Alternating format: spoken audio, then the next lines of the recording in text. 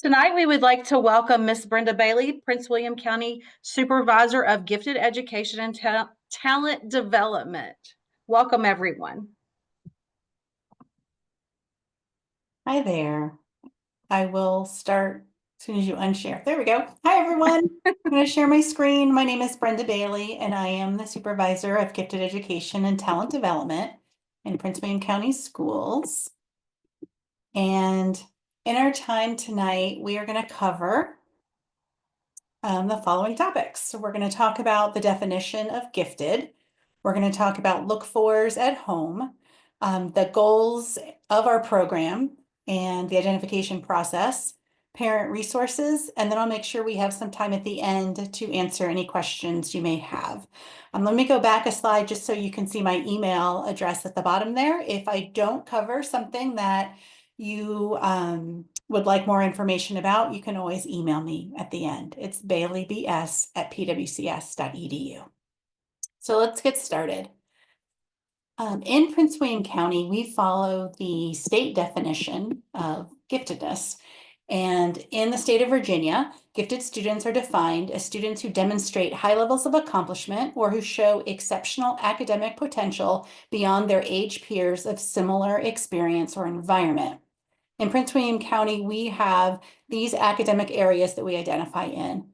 First of all, in kindergarten through 12th grade, we have general intellectual aptitude, or GIA, and that is a general strength that's not tied to any specific subject area, but general identification of giftedness.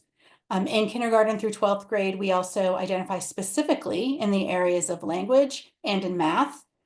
And then once students hit 6th grade, 6th through 12th grade, we also identify specifically in the area of history and in science.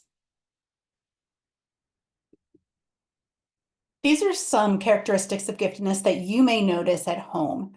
This is not an exhaustive list, and not every gifted student will demonstrate all of these characteristics, but these are some look-fors, and we'll talk more about these a little bit further on in the presentation. So some common look-fors are curious, questioning attitude, a keen observer.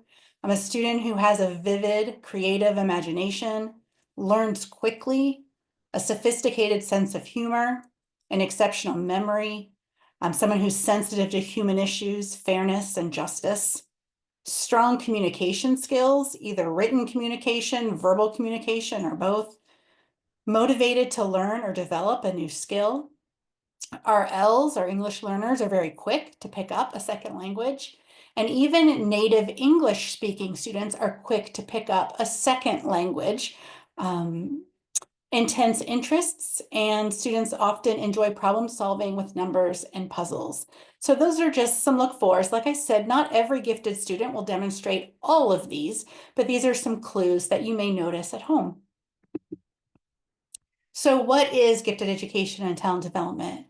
Well, in Prince William County, we have resource services for students whose advanced learning needs cannot be entirely met in the general education classroom.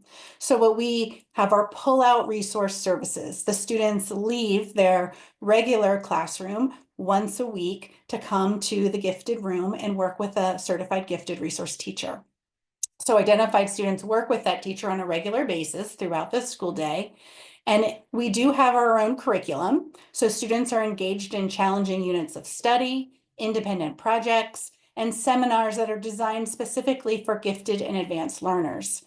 So while we don't teach SOLs per se, all of our units are tied to standards of learning, and oftentimes our students are working in SOLs that are more advanced than their grade level. If you've been in Prince William County for a while, you may know our program by the terms START and SIGNET. We don't use those terms anymore, but old habits die hard. So sometimes you'll still hear those acronyms. We just go by the Gifted Education and Talent Development Program now, which is a mouthful. But just if you hear START and SIGNET, you know that's what is being referred to. So in our program, we do have some very specific goals and skills that we're developing in our students. So we are working very hard with our gifted learners to really grow their critical thinking, their creative thinking, their communication skills, their collaboration skills, and most importantly, their conceptual thinking. Conceptual thinking is a higher level, a more abstract way to see connections between disciplines and different ways of looking at learning and how different subject areas are interconnected. So we're trying to grow independent thinkers and learners, informed and supportive collaborators, and exceptional leaders. We're also looking to prepare our students for advanced coursework, things like AP classes and IB and Cambridge courses, dual enrollment classes, post-secondary education, and future careers. So I'm going to go through what gifted services look like in elementary, middle, and high. Before I start, I wanted to let you know that our identification carries through. As soon as the student is identified, whatever grade level they're in, that continues through their school career in Prince William County Schools. So if they're identified in elementary school for gifted education, that will continue with them into middle and continue into high. There's no reevaluation process. So let's start by looking at elementary school. So there's a gifted program and a full-time gifted teacher at every elementary school in Prince William County, which means regardless of where your child goes to school, you have a contact person. If you are interested in referring your student for gifted, you have a teacher on site to reach out to, and they would guide you through the process. So our direct resource services vary in length depending on the age of the child. So we identify as early as kindergarten. So our kindergarten students, they're still very young, and the type of thinking we do is very challenging and advanced for them, and it can take a lot of stamina. So we don't want to see them for too long of time each week. We see them for 25 minutes each week. And then as students get older and are more able to handle the gifted program and the work that we engage them in, we expand the amount of time we see them. So in grades 1 and 2, they come to the gifted room for 45 minutes a week. In grade 3, they come for 90 minutes a week. And then when they reach 4th and 5th grade, they come for 225 minutes per week, which seems like an odd number. The reason we have 225 minutes is that is the academic time of a school day. So when you take out encore and recess and lunchtime and morning announcements and closing announcements, there's about 225 minutes of academic time each day. And that time is spent once a week in the gifted classroom with the gifted teacher if you're in 4th or 5th grade. So in addition to that 1 day a week of direct resource services, we know these students are gifted all day, every day, not just on their day that they're pulled. So we cluster group our gifted students in classrooms with what we call gifted accredited teachers. Those are fully endorsed certified teachers, but they have earned an 18-hour accreditation requirement. So they've been trained to work with gifted learners. So the regular classroom teacher can really differentiate instruction for their gifted learners because they've had some training and experience with that. Every year, our gifted learners get a differentiated services plan. That is a plan that's collaboratively created between the gifted teacher and the classroom teacher to give options and choices and challenge to identified gifted learners throughout the year. And then the gifted program doesn't give grades in the traditional sense, A, B, C. We don't do grades. Instead, we give progress reports every semester to explain to parents how their child is progressing in the thinking skills that we're working on. So as I said, gifted services flow seamlessly from elementary to middle. And this is what you can expect in middle schools in Prince William County.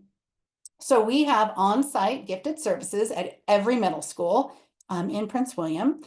Some of our middle schools have 1 gifted teacher. We have a couple of middle schools that have 3 gifted teachers. So it just depends on the number of students in the building, but there is at least 1 full-time gifted teacher at every school. And the services are delivered a little bit differently. In middle school, instead of pulling them out of an academic subject, we have a course that is added into their schedule on the arts rotation. So in 6th and 7th grade, for 2 quarters per year, they actually have a gifted class that they go to. So they're not missing anything to receive their services. Then in 8th grade, it's a hybrid approach.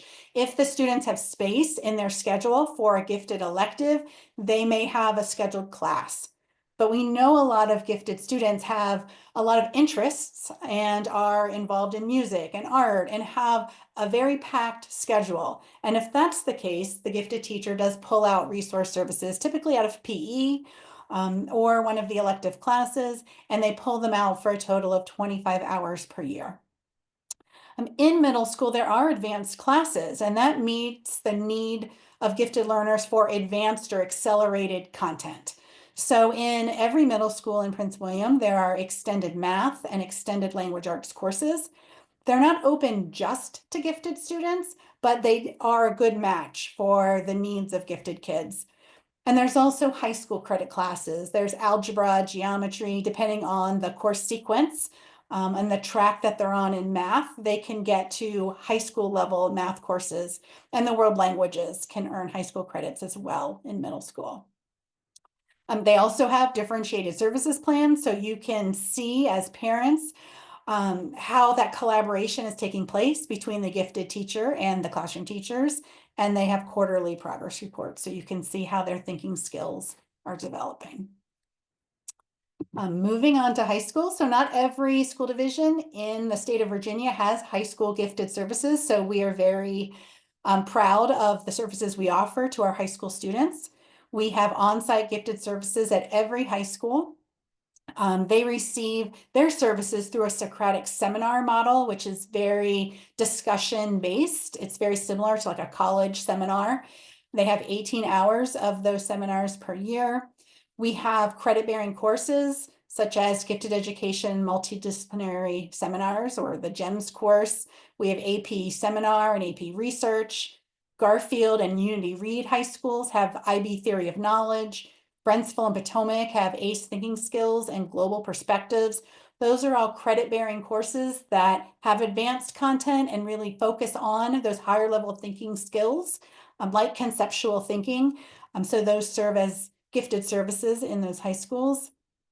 Gifted students also have a wide variety of options available to them to provide a more rigorous educational program. For example, in 11th and 12th grade, we have Governor's School at Innovation Park, which is a STEM part-time governor's school on the campus of George Mason.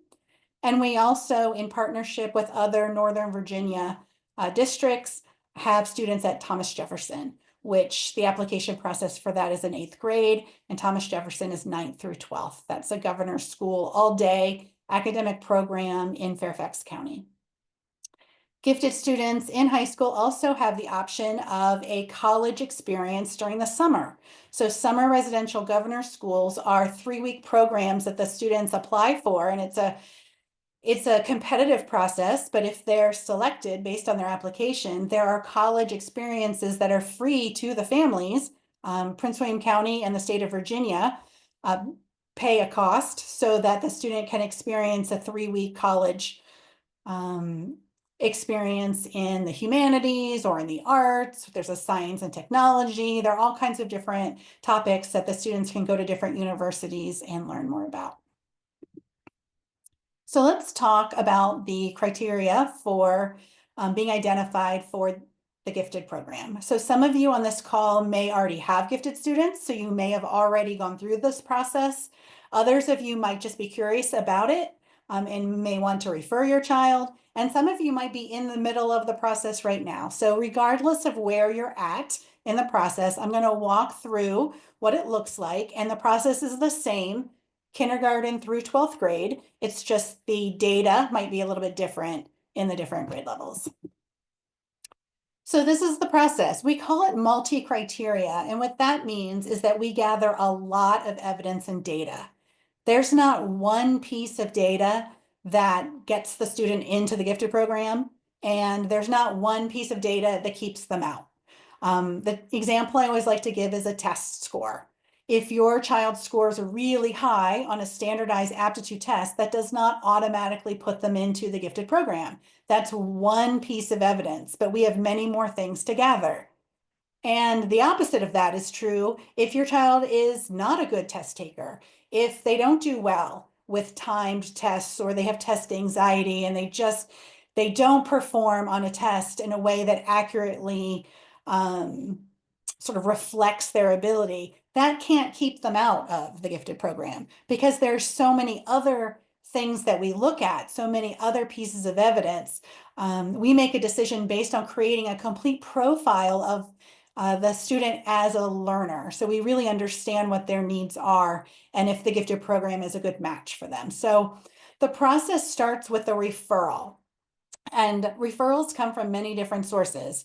A teacher or professional can refer a student for evaluation. You as the parent can refer.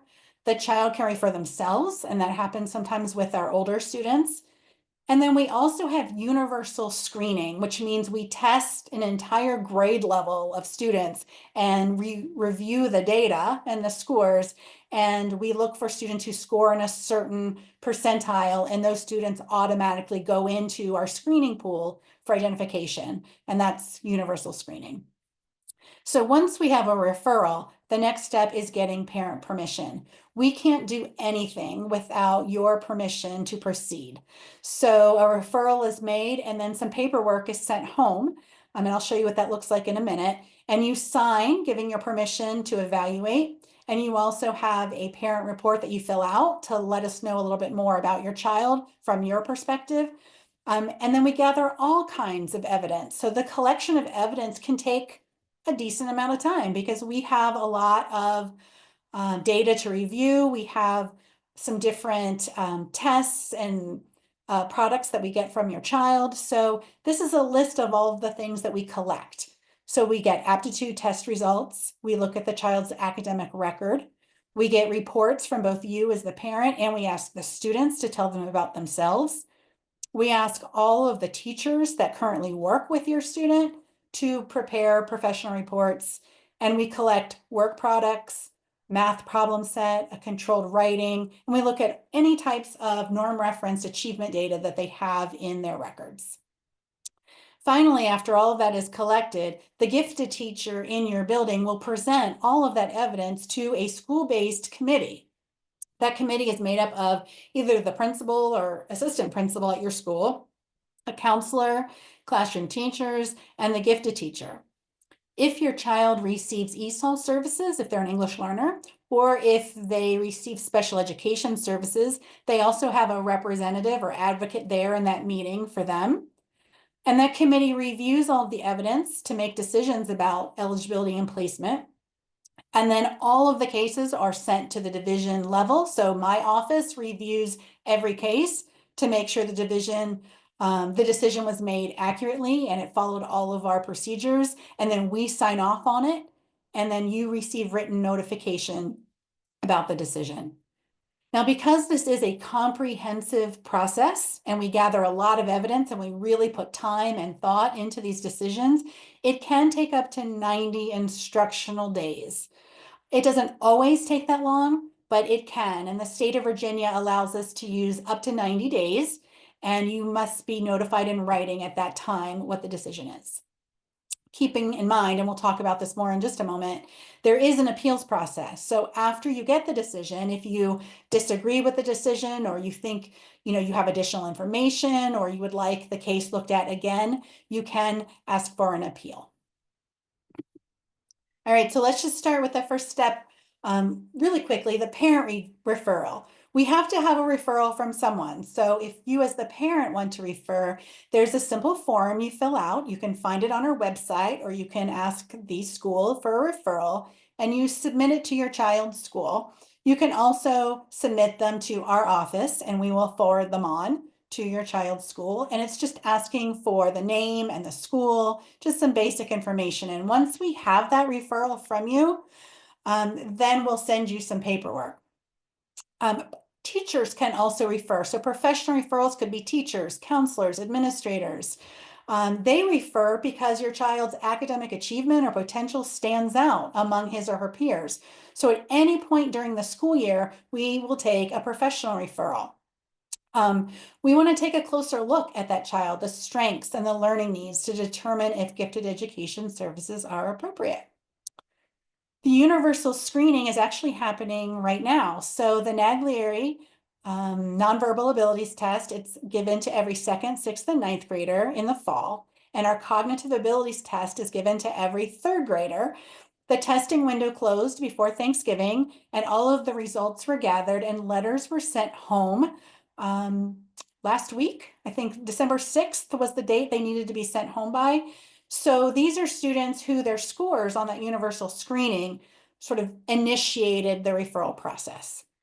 So those are the three most common types of referrals we get: parents, professionals, and universal screening. So when a child is referred, this is what we mail home to you. There are two pieces that you contribute to this process. The most important piece is your permission.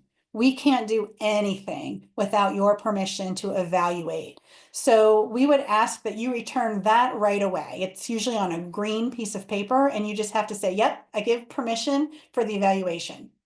And then we can start the process, and that 90 days begin.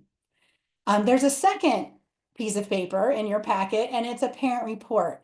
And what you'll notice, I know it's little, I'm going to blow it up in a second, but what you'll notice is that the front of it matches those look-fors that I presented at the very beginning of my presentation this evening, those descriptors of things you might notice at home. So on the front of the sheet, you're going to see those descriptors, and you're asked to rate how often you observe those, and you're asked to give some examples. And then there's a back to this paper as well, where you can answer some questions about your child. So you have a little bit more time with the parent report. You don't have to submit that right away. I would suggest you submit the permission right away so we can get started. And then you have a little bit more time, so you can give yourself a week or two to get the parent report done with a little more detail. So let's look at that parent report a little more closely.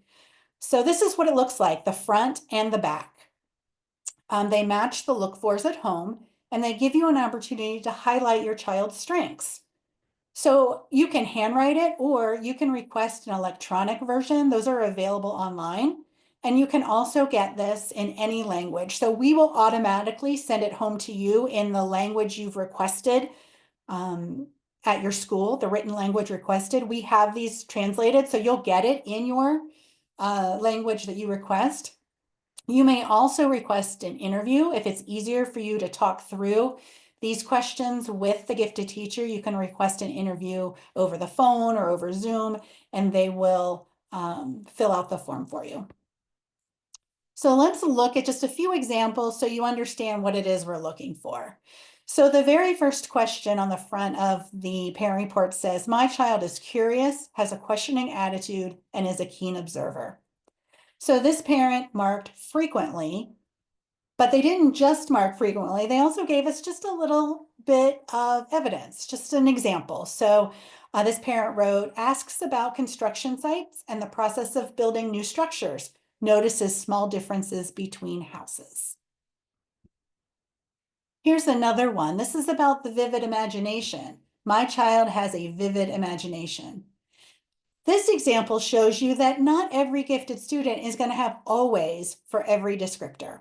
So here is one student who always demonstrates a vivid imagination at home, and the parent writes, she writes elaborate plays and stories in her journal, creates detailed illustrations in her notebooks, uses coding to create worlds of her own, and writes original songs with lyrics and music. So those are some great examples of vivid imagination. But again, not all gifted kids live in that kind of imaginative fantasy world. So here's a parent who wrote not observed. He is a very factual kid and is not interested in make-believe play or stories. And that's perfectly fine. Here's another example of sense of humor with different ratings. So here's an always. She understands sarcasm and dry humor when others use it, easily banters back and forth with children and adults older than her, tells jokes kids her age don't understand. And then here's a sometimes. He can understand and find humor in TV shows and stories, but doesn't usually come up with jokes or funny stories on his own. Again, not every gifted student is always going to show all of these characteristics. So just really spend time thinking about your child and what they demonstrate, what you've observed at home. These are all tied to what you've noticed as a parent. They don't have to be tied to schoolwork because we have the teachers completing a professional report and they'll talk about your child at school. You're talking about your child at home.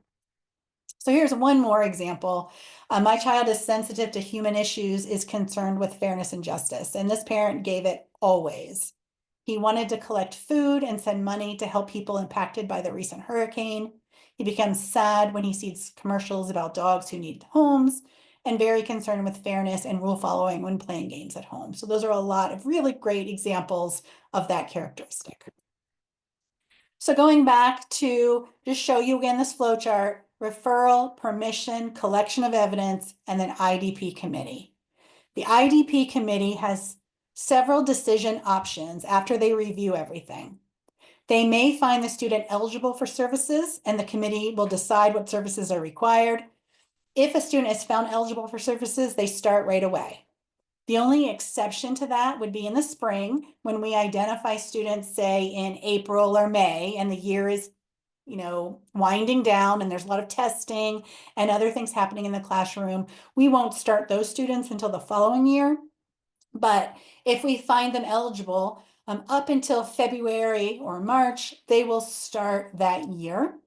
And I don't know if I said this earlier, but we identify all year long. So there's never a time that is too late to refer your student. Sometimes we'll say at the very beginning of a school year, you might want to wait a little bit just for the teacher to get to know your child a little bit better, but you can refer a student at any time and we have ongoing identification.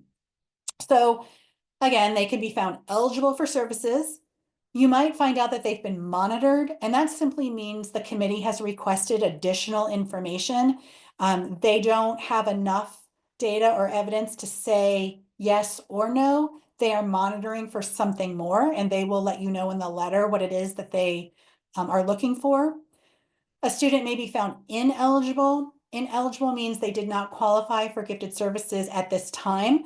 That is not a closed door. That means the evidence was not available during that current year, but a student can be looked at again once a year. So at that time, the evidence didn't support gifted placement, but it can be, they can be reassessed the following year. And then finally, our youngest learners in kindergarten through second grade may be recommended for the early talent development program. And that's a relatively new program in the last 5 or 6 years. That's a talent development program. It's for our youngest learners, kindergarten through second grade. Those are students who didn't have enough evidence to be found eligible at that time for gifted services, but there was definitely potential that the committee noticed. And they want the gifted teacher to work with the classroom teacher to continue to develop that potential, to provide enrichment and extension opportunities and activities to help foster talents and strengths, and to build a portfolio for that student, because we want to look at that student again by the end of third grade. Now, if the evidence becomes apparent sooner than the end of third grade, we can bring them back sooner, but that gives a student until third grade to really grow and develop, and for the gifted teacher to build a portfolio and look at the student again for the gifted program in third grade.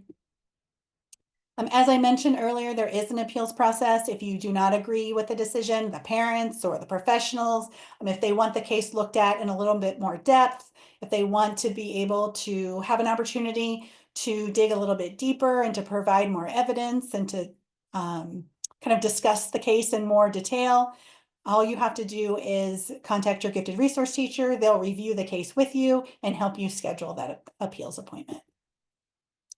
There is so much more information about identification on our website. If you go to pwcs.edu, and you can just put in the search bar gifted education and this will come up, or you can go to families, academic programs, gifted ed, and talent development. And there are webinars. Everything I'm sharing today, there's even more information and webinars in different languages that you can watch. The referral form is there. There's a lot of content in our website for you to check out if you have questions about identification. These are the webinars. You'll see it looks familiar because they talk you through that parent report in a little more detail. We have it narrated in English and also in Spanish, but transcripts are available in Arabic, Chinese, Farsi, Korean, Pashto, Urdu, and Vietnamese. So if you don't hear it in your native language, you can read the transcript that goes along with it. And then our final topic this evening is how to support your gifted child at home. And this is really geared towards the parents who are, on the call right now who have gifted learners. And they want to know, what can I do to really support and help my gifted child grow at home? So this section will talk about that. So these recommendations come from the National Association for Gifted Children, NAGC. They have a parent tip sheet, and they recommend these ways to support your gifted child. Collect resources on your child's topics of interest. So we know gifted kids have really strong interests and passions. So listen to your child, learn what it is they're passionate about and what really gets them excited about learning, and then help them get resources like books and videos and websites. And it's okay if it doesn't match something they're learning in school. Oftentimes they can have just really wild interests, and that's okay if they're just passionately interested in, I don't know, spiders. And they haven't learned about spiders in school, but it's a topic that interests them. So help them get resources and help them learn more about that topic of interest. Make time to talk to your child every day and encourage their active questioning. Help them find peers or groups of students who share those similar interests. It can be easy to forget that your child is just a child because he may be able to have very adult conversations with you. The vocabulary might be really advanced and they may be able to talk about advanced topics, but just remember that they are children, right? Allow your child the freedom or responsibilities appropriate for his individual emotional or social development. Gifted students are highly observant and sensitive to social issues and fairness. We talked about that example, the student who wanted to raise money for hurricane victims. So, we always encourage our parents to model that behavior and respect of others that you expect of your child. Find opportunities for him or her to participate in acts of service that can make a difference. We live in an incredible area here in Northern Virginia. Prince William County has so many options and resources outside of the school. So I encourage you to look into some enrichment that's out there. Library events, our Prince William County library system, and there are libraries in every corner of our county. They have so many free events on Saturdays in the evening. So I encourage you to check those out. There's so many museums nearby, not only the DC, the Smithsonian, all of those, but we have a lot of local museums as well. And then the PWC Parks and Rec, they also have quite a few enrichment opportunities to check out. So when you get this PowerPoint, all of these hyperlinks will take you to their websites. Finally, encourage your child to take risks. We know gifted kids can be perfectionists. They want to always get the A. They want to always be right. And sometimes it really takes very intentional conversations to get kids to understand that mistakes are learning opportunities. You have to take intellectual risks. You have to try new things. You can't just do things in your comfort zone, right? Like when you make mistakes, you learn from those. So we encourage parents to model positive ways to problem solve and grow when you make mistakes. Going back to our website, so there's a whole section of our website that's been built out, and they are all parent resources. So you will see tabs for general information, activity books you can buy, parenting books you can buy or check out from the library, enrichment camps, programs, games, gifted organizations, websites. There's so many resources that are already been, like we've already curated them, we've already found them for you, and we've linked them on our website. So I encourage you to check those out. We often talk with our gifted students, and when we talk with parents too, we bring this up. I encourage you to try games at home, strategy games, collaborative games. Games provide a great way for children to explore different ways of thinking and moving and interacting with others. NAGC, that national organization, and research supports like strategic game playing, not games of chance so much as strategy games, really do support higher level thinking, questioning, and problem solving. So we actually play a lot of games in the gifted program, and we are big advocates for the type of thinking and learning that you do while having fun when you play games. So part of our presentation today is we have a random giveaway. So the Office of Family and Community Engagement will be randomly picking parents from your registrations who attended tonight.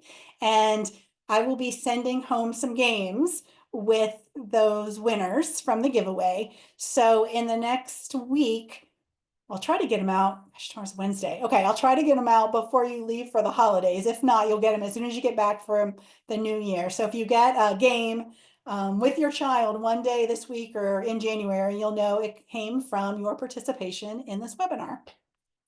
So with that, I'm going to stop, and we have about 15 minutes for questions. The Q&A has been answered, or you can come off unmute or raise your hand and I can take you off mute if you would like to ask questions, or you can type them in the Q&A section. Yeah, either way, I have my coordinator, Dr. Melissa Edmonds is on the call, and she can do the typed questions. If you want to type there, she will respond, and then I will answer anyone who wants to come off mute. Alejandra? Hi, I have two questions. Okay. So my first question is if a child receives special education and a parent would like to oh my goodness, I cannot find the word.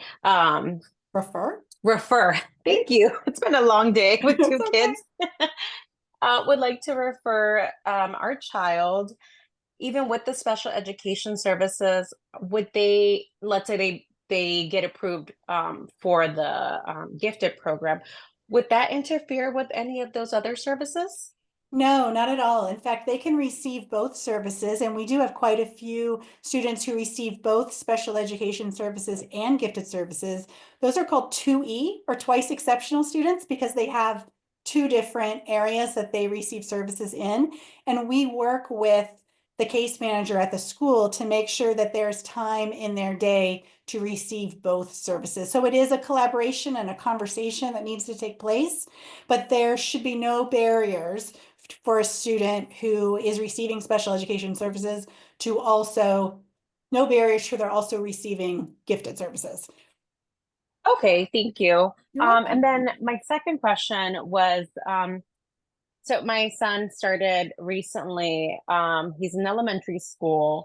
I've actually been told, and we see it here at home, from his previous teacher in preschool and here at home, we see a lot of traits that we would like to refer him to the gifted program. But since he just started school, do you typically recommend that we wait a couple of months to refer him so that the teacher can get more data to complete the referral Yeah, teacher that's process? always helpful. Did you say he was in preschool now? He was in preschool. He's in kindergarten He's in now. kindergarten. Yeah, so you can refer your child at any time. I would never say you had to wait, but often with our kindergarten learners, just because they're our youngest students, they're just getting acclimated to, the regular school day, and the classroom teachers are just getting to know them, and they're getting adjusted to the routines of school. Like, we would typically say if you let them get settled, get them comfortable with school and get into a routine, then referring them for the gifted program, if you see those characteristics, that would make sense. So, my recommendation would be to give it a quarter, and we're already past the first quarter. So if you're seeing those characteristics, then go ahead and refer. But again, some parents, they see such strong signs on day one of school. If you want to start things going on day one of school, you certainly can. But the process sometimes works a little bit better, a little quicker, when the student has gotten to know their teacher, the teacher has a little more insight into their strengths and abilities, when some assessment data has been collected. All of those things help us to sort of create that profile of the student as a learner a little bit easier. Okay, thank you. I appreciate it. You're welcome. Chris Z. Hi, yes, good evening. Hi. I got two questions. Once a child is accepted in elementary school, does that carry over to middle school and high school? And Yes. if so, does middle school and high school have like an honors programs or I'm not from Virginia, so how does that work around here? Yes, so gifted identification continues with the student as long as they're in Prince William County Schools. So it automatically follows them to middle school and then to high school. In middle school, we have honors classes. We call them extended language arts and extended math. So they are for the higher ability students who are strong in those areas. And then in addition to those advanced content courses, they also have gifted resource services. In 6th and 7th grade, they actually have a class in their schedule for gifted services. And then in 8th grade, if they have room in their schedule, they have a class. But if their elective slots are full, then they're pulled out for resource services for 25 hours during the course of the year. Then in high school, same thing. There's a huge variety of advanced courses in high school, but we also still have our pull-out services in addition to those to the advanced classes. So with my daughter being if fifth grader going to sixth grade, is it automatic? She'll be placed in honors next year, or do we have to reapply, or how does that work? So she'll automatically, if she's in the gifted program, she'll automatically continue and be scheduled for gifted services in middle school. The advanced language arts and the advanced math, they have those content areas have a criteria. Like for the advanced math course, there's some like they have to have a certain score on their SOLs. They have to have a teacher recommendation for language arts. Like they have their own kind of criteria for those advanced classes, but typically our gifted kids don't, have any issue with being recommended for those classes. Okay, great. Thank you. You're welcome. I don't see any other hands. We had a few in the Q&A section. One was our son is in first grade every year. Is he automatically in the gifted program or do we have to give permission yearly? So he automatically continues in the gifted program. They only have to give permission once in elementary school, but what will happen in middle school, the gifted identification continues, but the middle school teacher will just get a refresher permission form, just saying, they can continue services in middle school. And in high school, that permission form is not for evaluation, it's permission for services. We get a refresher at every level. But once they're in the program, there's nothing else they need to do to continue in the program. Another question says, does Prince William have a rating scale like the GBRS that they do in Fairfax County? And is there a time of year that teachers look through all their students and rate them? So we don't have what they're talking about, rating every student in the class. We do not have that, but we have universal testing in 2nd, 3rd, 6th, and 9th grade when we give a standardized aptitude test to every student, and then we review the scores, and that generates a screening pool, and we send out letters to those families. Teachers only complete a checklist and write a report for the students who've been referred either by that universal screener or by the parent or by a professional. I see Hanan has their hand up. Sorry if I said your name wrong. Hanan, why? Go ahead and come off mute.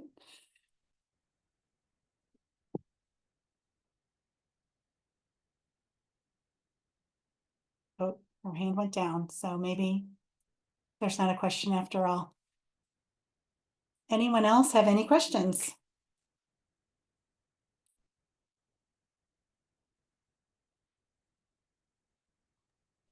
Okay. Oh, I think Ella. Sorry, I have one last question. Okay, go ahead. I see this is being recorded. Will this recording be available for us to reference back the information you shared today? Yes, ma'am. It'll be posted on the Family Engagement website, on the PWCS website. And then the presentation for tonight and a link should be included in the email, a follow-up email that will be sent to you. Thank you, ma'am. I'm also going to stick a survey in the chat. We ask you that you complete the survey just to let us know what other sessions you may be interested in, and let us have feedback from tonight's session. Are there any other questions for tonight?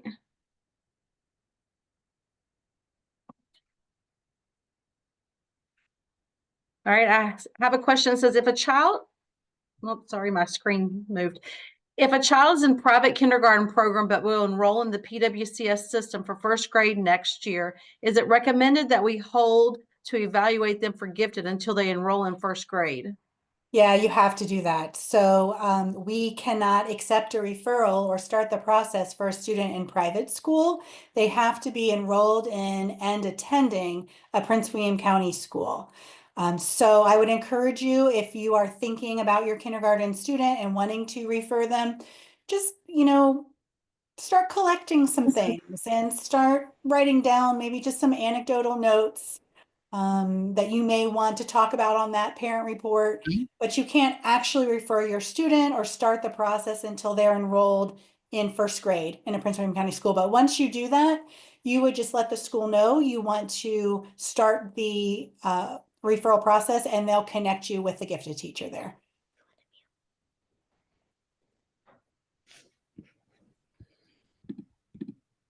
Hanain? Oh, hello. Hi. Can you hear me? Sorry. Yes, go ahead. Sorry, I had some mic issues at the beginning. That's okay. Um, just to go over the process. If they're going through testing right now, and I guess they were referred and going through some testing right now, is it something that they'll go into this advanced program later on this year, or is it for next year? So if they're in the process now, it will be for this year if they're found eligible. So we are in the middle of an identification cycle right now that is concluding in February. So if your student is found eligible, they'll begin services and have the entire second semester of this year with their services. Now, if you start the process a little bit later in the year, so maybe it's already March or April, and the decision isn't made until May, then they would start the following year, only because the year's almost over. And it really wouldn't be a very meaningful experience for them to only come like once or twice before the school year ends. So like I said, if they're in it now, you most likely are getting a decision in February. And if that decision is that your child is eligible, they'll start right away. Okay, so we'll know by February. Yeah, from what I understand, is she's doing testing at the moment. Yeah, I would, because I'm not familiar with your child's case, I Okay. would reach out to the gifted teacher for the timeline. I suspect if they're involved in testing now, this is for our February cycle. So I'm 90% sure that you'll have a decision by the end of February, but reach out to the gifted teacher in the building just to verify that. Okay. Thank you very much. You're welcome.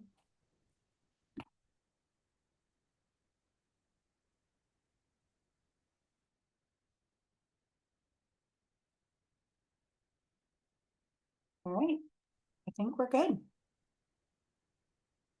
All right, any other questions? All right, we would like to thank each of you for joining us this evening. We appreciate your attendance, and a special thanks to Ms. Brenda Bailey for her presentation tonight. Everyone have a great evening. Thanks, everyone. Have a good night. Happy holidays.